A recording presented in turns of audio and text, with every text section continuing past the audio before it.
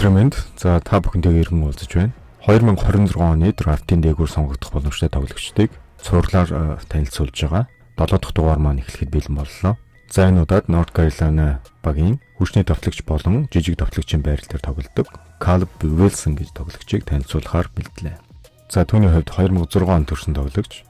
Биеийн өндөр нь 2 м 8 см буюу 6.10 гэсэн өндөртэй тоглогч байгаа. Одоо 19 настай. За түүний төрсэн газар гэвэл Georgia мужийн Атланта хотод төрсэн. Харин high school-ээ North Carolina-гийн high school-ийг төгссөн байна. За өсвөр наснаас Атлантагийн AAU хөтөлбөрт хамрагдаж сагсан бөмбөгийн боловсрол эзэмшсэн байна. Тэрээр high school-ээ төгсөхдөө 5 удаа үнэлгээтэй төгссөн байна. За түүнд Kentucky болон Ohio мужийн багууд санал тавьсан ч гэсэн тэрээр North Carolina багаа сонгосон байна. NCAA-ийн энэ үйлрлийн статистикийн дунд чинь 19.8 оноо, 9.4 самбар, 2.7 дамжуулалт, 1.5 стил, 1.4 блок гэсэн гүйцэтгэлтэй. За field goal percentage 58%-тэй, 3 онооноос 26%-тэй, free throw шидэлт 71%-тэй шидсэн ийм гүйцэтгэлтэй дуусгасан байгаа. Харамсалтай нь тэрээр NCAA-ийн March Madness-ийг үнэлж байгаа түүний эрхэм урууны гэмтлийн улмаас оролцох боломжгүй болсон. Статистик үзүүлэлтийн хувьд тэрээр North Carolina багийнхаа бүх 5 гол үзүүлэлтээр багаа тэргүүлсэн байна. Мөн NCAA-ийн удирдлыг данк хийсэн тоогоор тэргүүлсэн байна.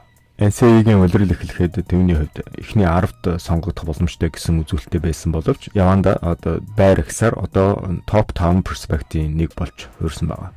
За түүний тоглолтын дээр маш олон давуу талбай байгаа. Нэгдүгээр түүний биеийн хэмжээ буюу size болон атлетик ур чадвар хоёр нь хоёулаа хосолсон ийм чадвартай, маш тесрэмтгий тоглолттой ийм тоглогч байгаа. За versatile big гэж хэлдэг NBA-д бас хоорхон байдаг тоглогчийн биеийн өгөгдөлтэй 1-5 номерын бүх тоглогчдыг хамгаалах чадвартай, shot block хийх болон steal хийх чадвар нэмэгдэнэ гэдгээрээ түүнийг бүх талбарт сайн тоглодог тоглогч болгож хуурж байгаа юм. За талбай дээр байхдаа маш үр ашигтай тоглолт үзүүлдэг, довтлооны самбарт идэвхтэй тоглогч байгаа. За мөн тоглолтыг унших бас дамжуулах чадвар тийм муугүй байгаа. За тоглолтын хэв маягт нь довтлоон дээр самбарлуу дайрсан тоглолт, за transition буюу хурдан довтлооныг дуусгах чадвар, дөрвөн хэлсэн довтлооны самбарт тэмцэх чадвар сайтай. За хамгаалалт тал дээр mismatch үүсдэггүй гэдгээрээ давуу талтай. За маш идэвхтэй гартай, ер нь бол том тоглогчоос гардаггүй ийм үйлдэлүүдийг бас хамгаалтан дээр гаргах чадвартай байгаа. Өнгөрсөн жилийн драфтаар орсон Colin Murray Boyles гэх тоглогчийн үзүүлэлтүүдтэй ойролцоо, гэхдээ илүү хурдан ийм тоглогч байгаа.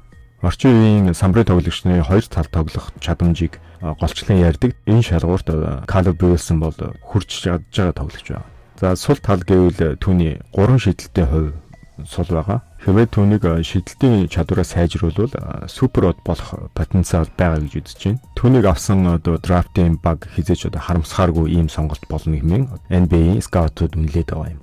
Түүний байрал дээр мэдээж хэрэг хамгийн гол өрсөлдөгчд нь AJ DeBanza, Cameron Boozer, Nate Ament гэсэн тоглогчтой хүчтэй өрсөлдөж одоогор бол драфтын эхний 6 дотор бол сонгогдох боломжтой байгаа. За ингээд ирээдүйд маш сайн өсөж дэвших боломжтой тоглогчийг танилцууллаа. Баярлалаа.